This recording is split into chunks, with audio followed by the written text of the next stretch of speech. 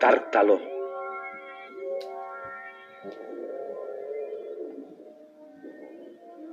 Kultura zaharreko herriak asmaturiko kontakizunetan, izugarrizko pertsonaiak eta animaliak agertzen dira.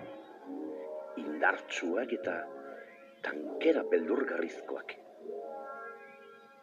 Horra, gure euskal ipuinetako ereintzugeak, gentilak eta basajaunak. Ospetsuena, harrigarriena, Tartalo gentila dugu. Zegamako dolmenaietan bizi izan zen erraldoi ikaragarria. Haren ahotsa, lehoiaren orrua bezalakoa omen zen.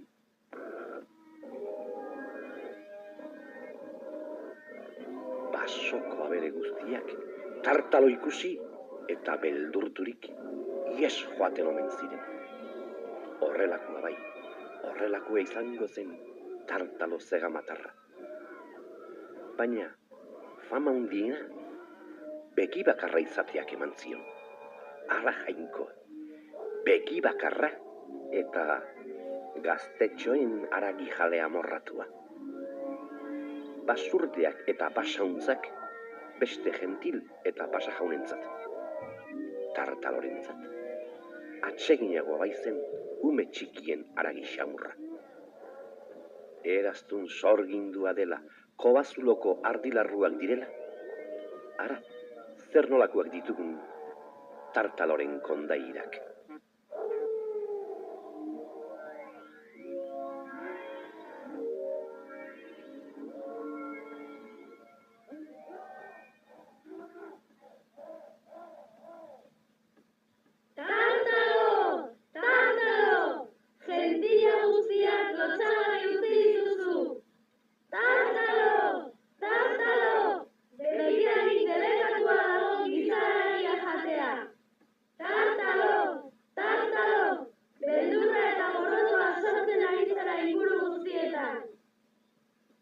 Baina alferrik, berean jarraitzen zuen Tartalo gentilak. Eta ara, egun batean, bi gaztetxo galdu ziren mendian. Ibili-zibilian eta ustekabean, Tartaloren etxe ingurura hurbildu ziren.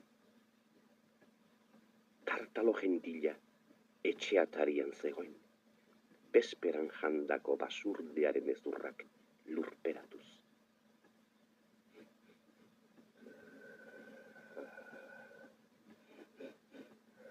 Giza usaina, giza haragi xamurraren usain zoragarria. Eta usainduz, begi bakarra aruntz eta onuntz luzatuz, inguru guztiak astarrikatzen zituen. Zatozte, zatozte Tartalo etxera, ez beldurtu. Ez beldurtzeko esaten zuen, somatu balitu bi gaztetxoen dardarak eta ikarak. Han zeuden arnaz estulka, basoko sastraketan gorderik. Dumba mogitzen zen Tartalo, zuaitzen borrak ukabilkadaz baztertuz, adarrak buskatuz, sastraka guztietara sartuaz bere atzamar iletsu eta logiak. Eta halako batean, han erortzen direla gure bi gaztetxoak Tartaloren atzamarretan. Alberrikakoak izan ziren bi gaztetxoen alegin guztiak. Ukabilkada batez, arkaitzetaraino bota zuen bi haietariko gaztetxoena eta gelditu zen lurrean korderi gabe. Tartalok lepotik hartu zuen beste gaztetxoa eta sorbaldara igoaz, txabolara eraman zuen. Eta jakina, alberrikakoak izan ziren gaztetxo honen negarrak eta karrasiak ere. Burduntzian jarri, sutan erre eta...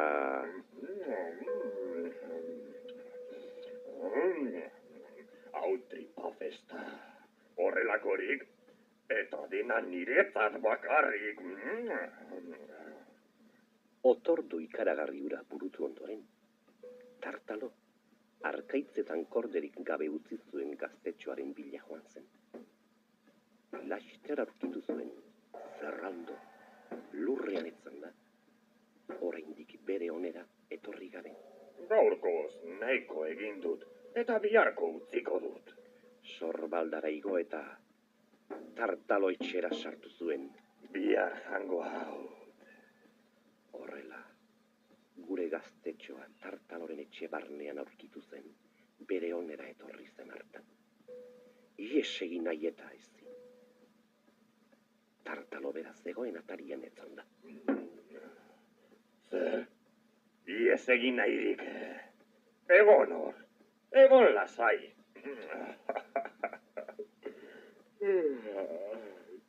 Lutxo bat egin behar diat orain eta.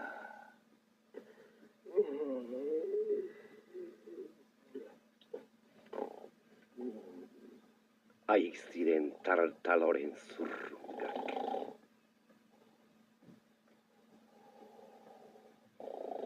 Txabola, goiti behera zetorkiola usten zuen gure mutikoak. Orain du giesteko garaia. Baina, Tartaloren hankatartetik igarotzean,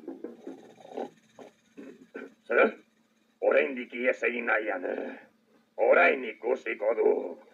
eta larruzko jantzien poltsikotik eraztun bat atera zuen. Na hemen eraztun sorgindua. Ikusiko du. Egin mugimendu txiki bat. Eta garrasika hasiko zaigara. Tartalok astindu bat eman zion eraztun sorginduari, eta hau garrasika hasi ezen ba. Hemen nago.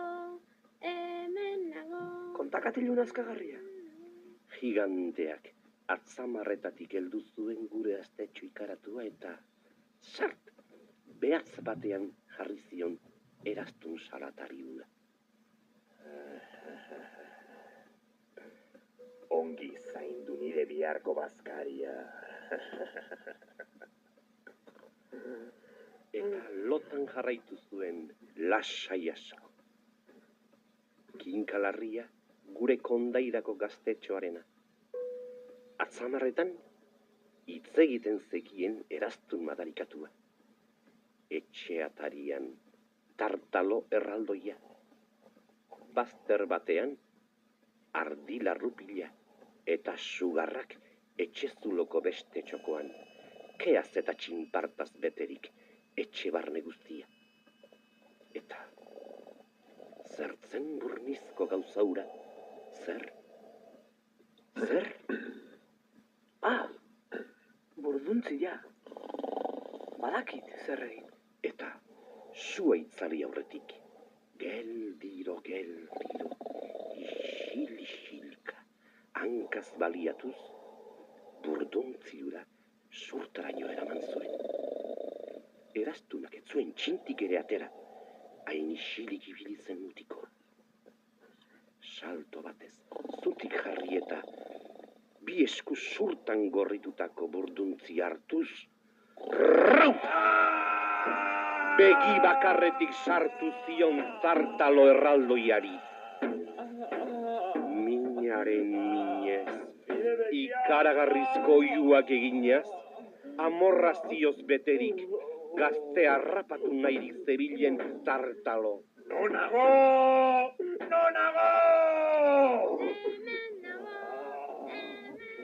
Iskandila hartan, hala ere garbi entzuten ziren eraztun sorginduaren salaketak.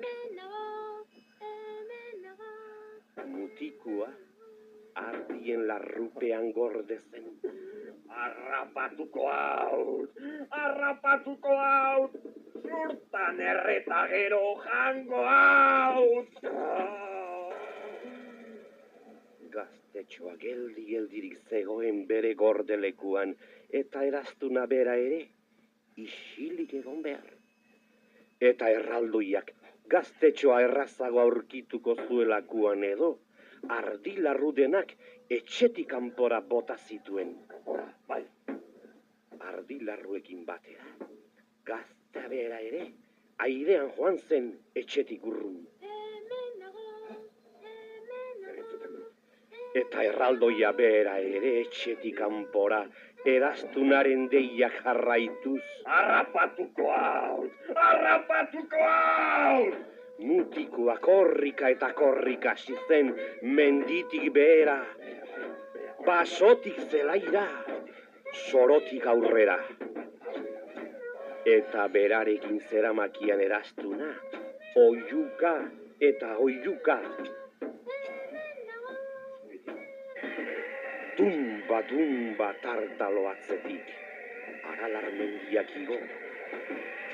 Bernio gailurra ganditu, eta dumba saltoka eta korrika, itxasertzeraino. Harrapatuko haut! Harrapatuko haut! Atzean pago eta mendia, eta aurrean itxas zabala. Zer egin? Ara, gaztetxoak poltsikotik labana zorroz bat atera zuen, eta bi aldiz pentsatu gabe, zizt eta zast. Eraztuna zeramakian behatza moztu, eta itxas barura tira zuen, eraztun eta guzti. Olatu agasten ziren lekuraino iritsi zen, eta handik itxas barnetik zetozkion tartalori, eraztunaren deiak. Harrapatuko haut! Dumba eraztunaren deia jarraika, betirako gelditu ziren ondartzan tartalo itxuaren hankapausoa. Hurbilago zaude! Harrapatuko haut! Harrapatuko haut! Plieta txapla plisti plauz, itxasertzetik, olatu artean aurrera eta aurrera, urak gerriraino, urak leporaino, garrasika biraok, itxas barnean itozen, tartalo begibakar itxutua.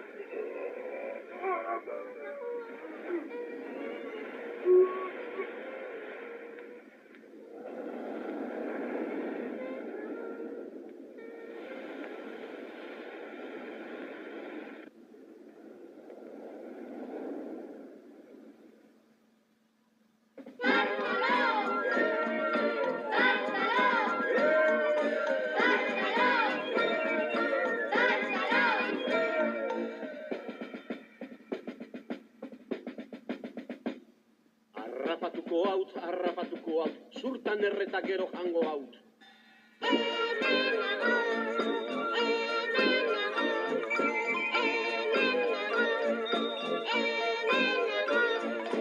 Aintzinako kontuak ditugu gaurkoan, aspaldiko urtetan gertatua.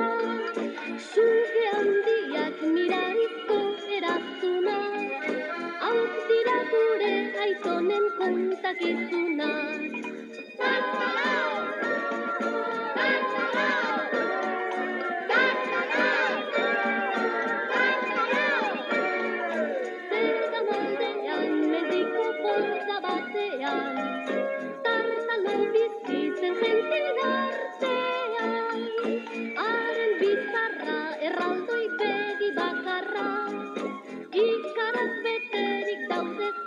Matar